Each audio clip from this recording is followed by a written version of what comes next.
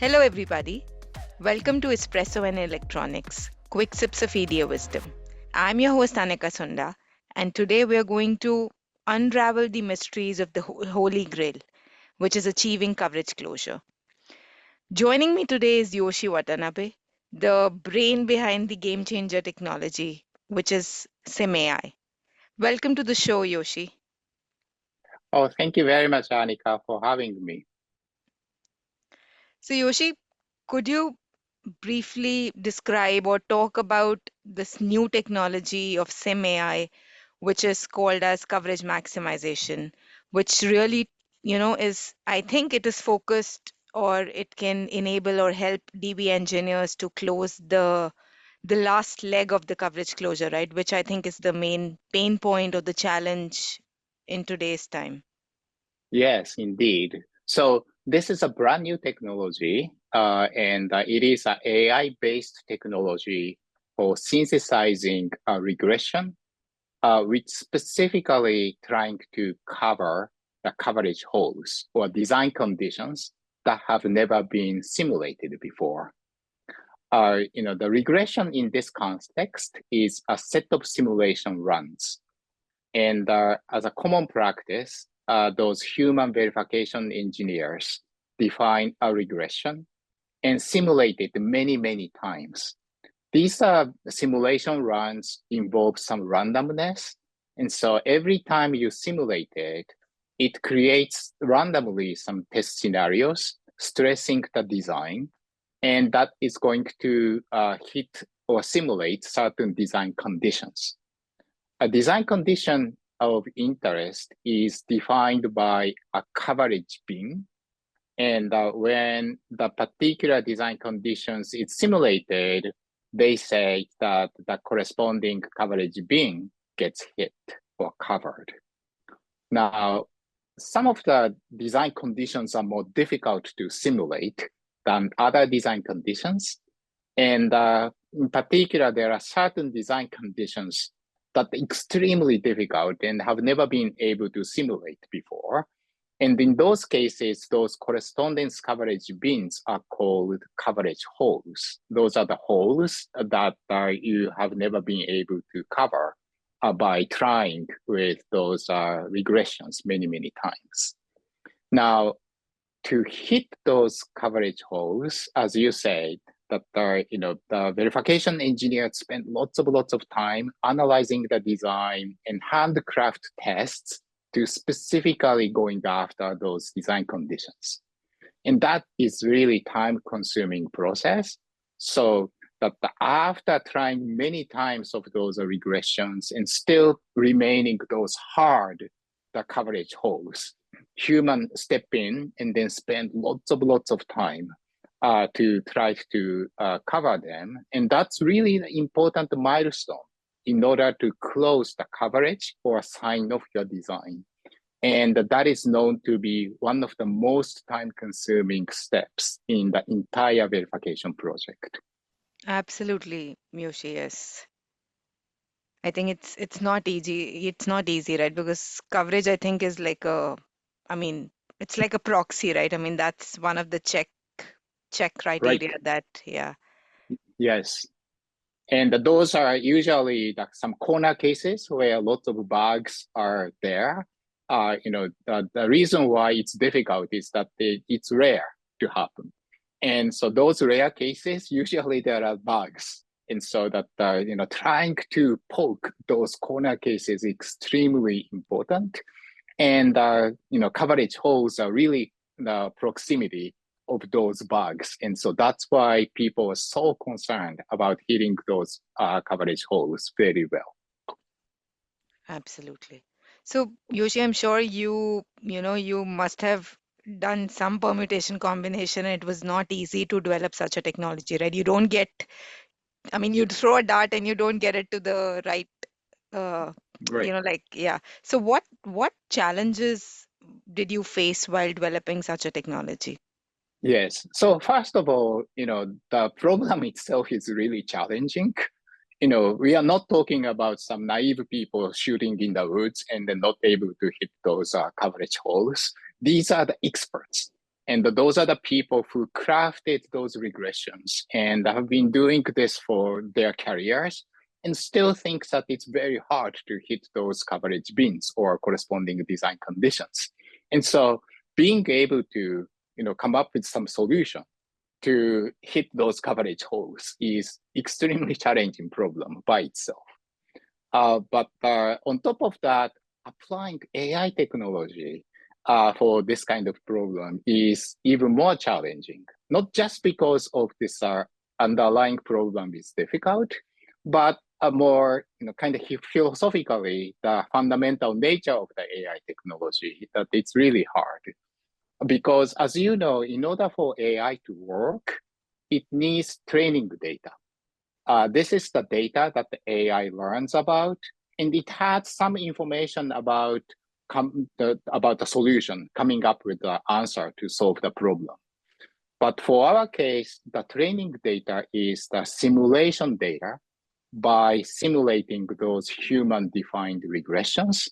And this simulation data does not have any information about hitting those coverage holes by definition, right? Because they have never been able to hit them. And so, trying to learn something that has never happened is very difficult thing for AI to do. It's almost like philosophically contradiction to the nature of how AI is supposed to work.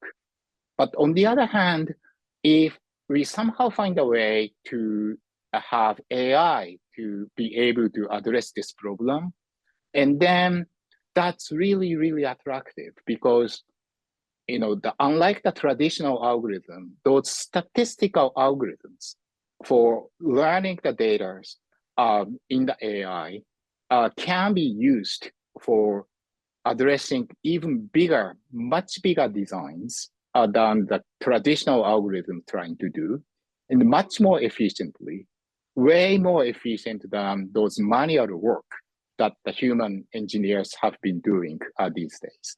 And so that's really the value and the breakthrough that we wanted to get. And so that's the challenge that we took and then came up with a solution for that. So, Yoshi, when there is no information that you had specifically for coverage holes, how did you guys develop, an AI solution for it? Yeah, that's a really good question. So, it's almost like contradiction, and we observed that, yes, there is absolutely zero information about how to hit this coverage holes. But at the same time, we observed that the simulation data has actually lots of information about other bins have been hit. Many of those bins used to be coverage holes. But by trying randomly these regressions, some of them start to get hit. And it's just the remaining really hardcore coverage holes remaining. And those informations do not exist in the simulation data. But by analyzing how those other bins start to get hit, you kind of learn some sort of the patterns. For example, maybe there is a region of lots of bins that have never been hit together. And so that's like a desert, right? That's totally dead area.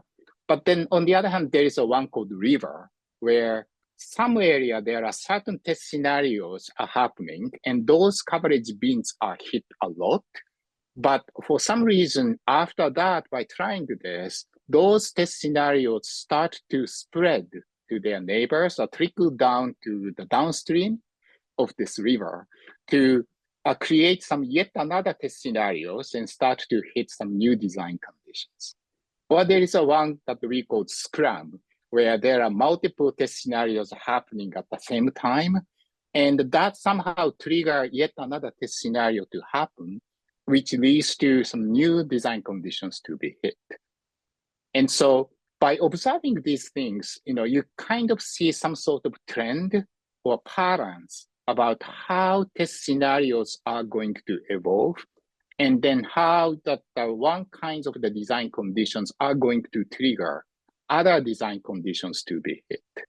For example, in this river case, if you somehow stress these upstream test scenarios a lot, and then that facilitates trickle down to the downstream scenarios, and then some new design conditions start to hit. Or in the Scrum, if you stress a lot of those test scenarios that are simultaneously happening together, and then some of the new design conditions start to get hit. And this is kind of wisdom that has been known to human. And in fact, experienced verification engineers identify that kind of patterns and use this information to define tests to go after specifically in some particular coverage holes. So we developed proprietary algorithms to learn simulation data and extract these kind of patterns and then capture them in machine learning models. But that was not enough to develop this technology. And that is because even if you're able to extract some patterns, you never know which of those are actually relevant to hit the coverage holes or some new design conditions, because you have never tried, right? So it's not like just extracting those patterns and trend, and then all of a sudden you come up with some winning strategy to be able to hit all of these remaining hard coverage pins. It doesn't work in that way. So you need some sort of trial and error, some sort of exploration. So we developed some special kind of the iterative learning framework. In this framework, you identify some action of trying to focus on some pattern and then stretch certain test scenarios, and then see how relevant or successful that action are going to hit some new design conditions.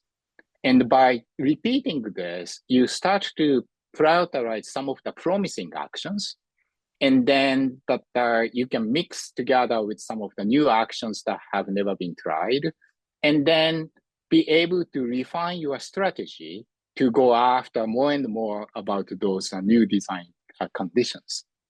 And so we combined this two types of algorithms, the pattern extraction algorithms and iterative learning, put together in a framework of combinatorial optimization problem, and developed this technology to synthesize a regression, which explicitly going after the coverage holes. Wow, Yoshi, there's a lot of, hard work which has gone behind this, right? Because it's not Yeah, easy to come up with a right. NP hard problem, right? Yeah. Yeah, But that's yeah, really that but there is no such a kind of technology elsewhere, and so that it's really difficult, but it's also exciting too. yeah.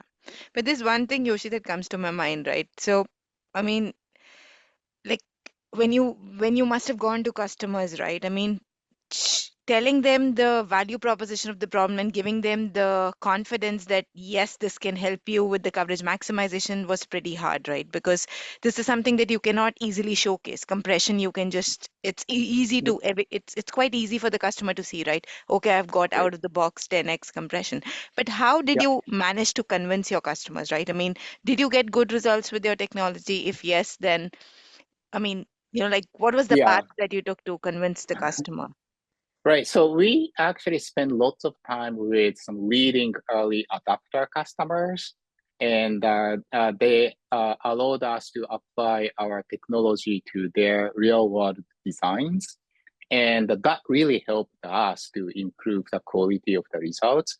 And we always compare to the state of the art of those verification engineers. Their handcrafted high quality regression, they repeatedly use those, compared to that, how this automation of our technology, those are synthesized regression, are going to cover those coverage holes more quickly.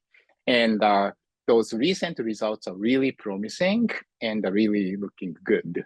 And of course, this is a new technology. There is no such a kind elsewhere. And so that all remains to be seen. But now, it gets out of the door. We're really excited that this technology starts to get applied to even broader ranges of the designs and the verification environments. On top of that, through the collaboration, we got lots of new ideas, and we are in the process of developing those new features, enhancements, and planning to release layers of those new features on top of this solution. Thank you, Yoshi. It's been a pleasure having you on the show, and thanks for all the insights. I'm sure that this Sim AI coverage maximization feature can actually help relieve the DB engineers of their their struggle or their woes, right? Because they spend a lot of cycles and a lot of time, but still they're not able to reach to their Right. desired. Yes, yes, I definitely hope so. And all these the early results are encouraging, and so we're super excited about it. Thank you, Yoshi. Thank you very much, Anika, for having me again.